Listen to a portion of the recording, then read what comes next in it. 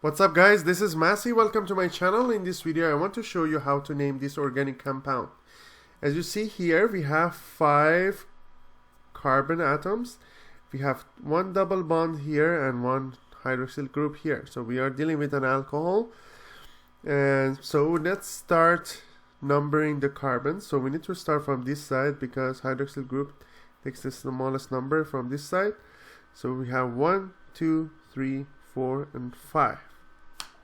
So hydroxyl group is going to be on carbon number 2, and the double bond is going to be on carbon number 4.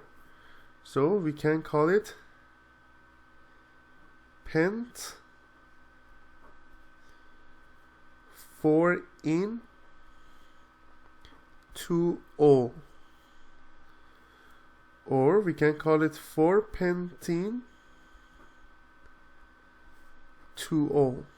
Both of them are correct. The first one is more academic.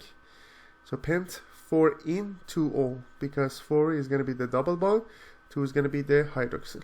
I hope you enjoyed this video. Please leave me a comment if you have any question and I'll get back to you as soon as possible.